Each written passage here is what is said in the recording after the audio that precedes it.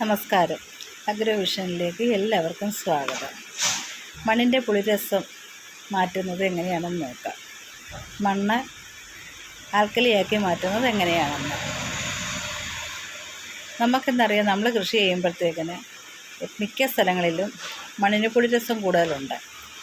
അതിന് കാരണം എന്ന് വെച്ചാൽ ഈ മഴയൊക്കെ പെയ്യുമ്പോഴത്തേക്കിനും അതുപോലെ വെള്ളം കെട്ടി നിൽക്കുന്ന സ്ഥലങ്ങളിലുമൊക്കെ മണ്ണിലുള്ള ജൈവാംശം ഒലിച്ചു പോകുമ്പോഴാണ് മണ്ണിൽ ഇതുപോലെ പുളിരസം ഉണ്ടാകുന്നത്. ഈ പുളിരസം കുറയ്ക്കുവാൻ വേണ്ടി നമുക്ക് ചെയ്യാവുന്നത്, നമ്മൾ നീറ്റുകക്ക ചേർക്കും, കുമ്മായം ചേർക്കും, അതുപോലെ ഡോളാമൈറ്റ് ചേർക്കും, പച്ചക്കക്ക ചേർക്കും.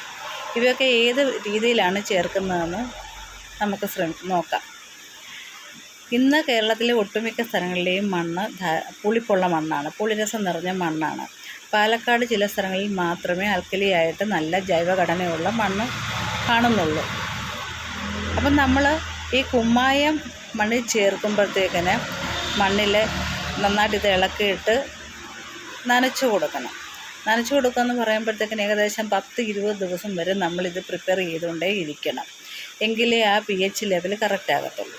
മണ്ണിൻ്റെ pH ലെവലെന്ന് പറയുമ്പോഴത്തേക്കിന് 6.5 മുതൽ 7 വരെയാണ്. അപ്പോൾ കുമ്മായം നമ്മൾ ചേർക്കുമ്പോൾ നമുക്ക് കൃഷി ചെയ്യാൻ അല്ലെ നമ്മൾ ചെടികൾ നടാൻ കാലതാമസം നേരിടേണ്ടി വരും. തന്നെയുമല്ല, കുമ്മായം ചേർക്കുന്നത് വഴി നമ്മുടെ മണ്ണിലുള്ള സൂക്ഷ്മ ജീവാണുക്കൾ അതൊക്കെ നശിച്ചു പോവുകയാണ് ചെയ്യുന്നത്. നല്ലതും ചീത്തയുമായ പല സൂക്ഷ്മ ജീവാണുക്കളും നശിച്ചു പോകുന്നു. വീണ്ടും ഈ 10-15 ദിവസം കഴിഞ്ഞ് നമ്മൾ ചെടി നടുന്നതിന് മുമ്പായിട്ട് ഈ നനച്ചൊക്കെ കൊടുത്തതിന് ശേഷം മറ്റ് ജൈവവളങ്ങൾ, എല്ലുപൊടി, വേപ്പിൻ പിണ്ണാക്ക്, ചകിരി കമ്പോസ്റ്റ്, അതുപോലെ ഏതാണ് നമുക്ക് കിട്ടുന്നത് അതനുസരിച്ചുള്ള വളങ്ങളെല്ലാം ചേർത്ത് മണ്ണിനെ ജൈവമാക്കിയതിന് ശേഷമാണ് നമ്മൾ ചെടി നട്ടു കൊടുക്കുന്നത്. അപ്പോൾ ഇതാണ് ഇതിനകത്തുള്ള പ്രത്യേകത. കാലതാമസം വരികയും ചെയ്യും. അതുപോലെ ആദ്യം തന്നെ മണ്ണിലെ സൂക്ഷ്മ ജീവാണുക്കളൊക്കെ നശിച്ചു പോവുകയും ചെയ്യും. പിന്നീടാണിത് കാൽസ്യം ഇതിനകത്ത് ധാരാളം ഉണ്ട്. അപ്പം കാൽസ്യം നമ്മുടെ ചെടിയുടെ വളർച്ചയ്ക്ക് ആവശ്യമാണ്. കാരണം ഈ പുളിരസം എന്ന് പറയുമ്പോൾ നമ്മൾ പുളിയുള്ള മണ്ണിൽ ഏതൊക്കെ വളം ഇട്ടെന്ന് കഴിഞ്ഞാലും ചെടി ഇതിനൊന്നും വലിച്ചെടുക്കത്തില്ല. അപ്പോൾ ഈ അമ്ലത്വം മാറ്റിയിട്ട് വേണം നമുക്ക് ചെടി നട്ടു കൊടുക്കാൻ. അപ്പോഴാണ് ഈ കാൽസ്യം ഉള്ളതുകൊണ്ട് കാൽസ്യം ചെടിയിലേക്ക് വളങ്ങളെല്ലാം ആഗിരണം ചെയ്തെടുക്കാൻ ശക്തി നൽകുന്നുണ്ട്, മണ്ണിന് ശക്തി നൽകും. തന്നെയുമല്ല, പിന്നെ നല്ല പച്ചപ്പോടുകൂടി തന്നെ വളരുകയും ചെയ്യും. അപ്പം കുമ്മായത്തിൻ്റെ കാര്യം ഇത്രയേ ഉള്ളൂ. നമുക്ക് കുറേയധികം സമയം നമ്മുടെ നഷ്ടപ്പെട്ടു പോകും. അതേസമയം നമ്മൾ ഡോളാമൈറ്റ് ഉപയോഗിക്കുകയാണെങ്കിൽ ഡോളാമൈറ്റ് അതിനകത്ത് മാഗ്നീഷ്യം കൂടെ ചേർന്നിട്ടുണ്ട്.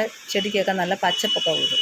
ഏകദേശം 5 ദിവസത്തിനുള്ളിൽ നമ്മുടെ മണ്ണിലെ പുളിരസമൊക്കെ മാറി നമുക്ക് മറ്റു വളങ്ങളൊക്കെ ചേർത്തിട്ട് കൃഷി ചെയ്യാൻ പറ്റും. അതുപോലെ നെയ്ത്തുകക്ക ഉപയോഗിക്കുന്ന ആൾക്കാരുണ്ട്.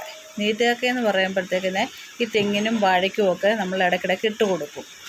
ഒരു 3-4 മാസം കഴിയുമ്പോഴത്തേക്കിന് ഇട്ട് കൊടുക്കും. മണ്ണിലെ പുളിപ്പുണ്ടെങ്കിൽ അത് പതുക്കെ മാറത്തുള്ളൂ. കാലതാമസം നേരിടും ഈ പുളിപ്പ് മാറാനായിട്ട്.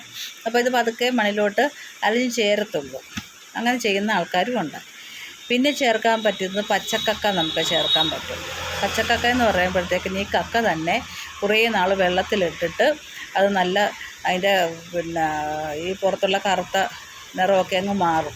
എന്നിട്ട് നന്നായിട്ട് പൊടിച്ചെടുക്കുന്നതാണ് പച്ചക്കക്ക. അത് നമ്മുടെ വെള്ളത്തിൻ്റെ pH ലെവൽ കറക്റ്റ് ആക്കാനും വെള്ളത്തിലും കുളത്തിലും ഒക്കെ ഈ പുളിരസം കാണുമല്ലോ. അപ്പോൾ അങ്ങനെ ആ വെള്ളത്തിൻ്റെ pH ലെവൽ കറക്റ്റ് ആക്കാനും പച്ചക്കക്ക ഉപയോഗിക്കുന്നുണ്ട്. അതുപോലെ തന്നെ മണ്ണിലെ pH ലെവൽ കറക്റ്റ് ആക്കാൻ എളുപ്പം തന്നെ പച്ചക്കക്ക ഉപയോഗിക്കുന്ന വഴി നമുക്ക് സാധിക്കും. നമ്മൾ അതിനോടൊപ്പം തന്നെ മറ്റ് ജൈവവളങ്ങളൊക്കെ ചേർത്തിട്ട് ചെടികളൊക്കെ അന്ന് ആ സ്പോട്ടിൽ തന്നെ നമുക്ക് നടാൻ സാധിക്കും. അപ്പം മണ്ണിൻ്റെ pH ലെവൽ ഏറ്റവും വേഗം കറക്റ്റാക്കുന്ന പച്ചക്കക്ക ഉപയോഗിച്ച് തന്നെയാണ്. ഇങ്ങനെയാണ് ഈ 3 കാര്യങ്ങൾ. അതായത് കുമ്മായവും ചേർക്കാം, ഡോളാമൈറ്റ് ചേർക്കാം, പച്ചക്കക്ക ചേർക്കാം, നെയ്ത്തുകക്ക ഇങ്ങനെ വെറുതെ ഇടുന്ന സ്ഥലങ്ങളും ഉണ്ട്. അതായത് ഈ ഒക്കെയുള്ള സ്ഥലങ്ങളിൽ ചെളി നിറഞ്ഞ സ്ഥലങ്ങളിലൊക്കെ നെയ്ത്തുകക്ക ഇടും. കാരണം അത് പതുക്കെ എഫക്റ്റീവ് ആകത്തുള്ളൂ. അപ്പോൾ അങ്ങനെയൊക്കെയാണ് നമ്മൾ മണ്ണിൻ്റെ പുളിരസം മാറ്റി കൊടുക്കുന്നത്. പുളിരസം മാറിയ മണ്ണിലെ നല്ല ഒരു ജൈവഘടന ഉണ്ടാകത്തുള്ളൂ. അപ്പോൾ നമ്മൾ ഇടുന്ന ഏത് വളമാണേലും ആ വളം ചെടിക്ക് എത്തിച്ചു കൊടുക്കാൻ ഈ കാൽസ്യം ഇതിനകത്തുള്ളതുകൊണ്ട് സാധിക്കുകയും ചെയ്യും. അപ്പം വർഷത്തിലൊരിക്കൽ മണ്ണ് നമ്മൾ ഈ കുമ്മായവും നെയ്ത്തുകക്കയോ അല്ലെങ്കിൽ ഡോളാമൈറ്റോ പച്ചക്കക്കയോ ഒക്കെ ചേർത്ത് നമ്മൾ റെഡിയാക്കി കൊടുക്കണം. കാരണം മഴ വരുമ്പോഴത്തേക്കിന് മണ്ണിൻ്റെ മേൽഭാഗത്തുള്ള ജൈവ വളങ്ങളും അതിൽ സൂക്ഷ്മ ജീവാണുക്കളും ഒക്കെ ഒലിച്ചു പോകും. വെള്ളം നിൽക്കുന്ന സ്ഥലങ്ങളിലുമൊക്കെ അങ്ങനെ മണ്ണിന് ജൈവഘടന മാറ്റം വന്നുകൊണ്ടേ ഇരിക്കുകയാണ്. അതുകൊണ്ടാണ് വർഷത്തിലൊരിക്കലോ 6 മാസം കൂടുമ്പോഴോ നമ്മൾ കുമ്മായമൊക്കെ ഇടയ്ക്കിടയ്ക്ക് ഇട്ട് കൊടുത്ത് ഇങ്ങനെ മണ്ണ് റെഡിയാക്കി എടുക്കുന്നത്. പുളിരസമില്ലാത്ത മണ്ണിലാണ് നല്ല ജൈവഘടന ഉള്ളത്. അതുകൊണ്ട് എല്ലാവരും കൃഷി ചെയ്യുമ്പോഴത്തേക്കിന് ഇപ്പോൾ ഏറ്റവും കൂടുതൽ ആൾക്കാർ ഡോളാമേറ്റും പച്ചക്കൊക്കെ ഉപയോഗിച്ചാണ് കൃഷി ചെയ്യുന്നത്. അപ്പോൾ അങ്ങനെ എല്ലാവരും കൃഷി ചെയ്ത് നോക്കിയാൽ നല്ലൊരു വിളവ് നമുക്ക് ലഭിക്കും. കൂടുതൽ സമയം നമ്മുടെ പാഴായി പോകുന്നില്ല. ബൈ.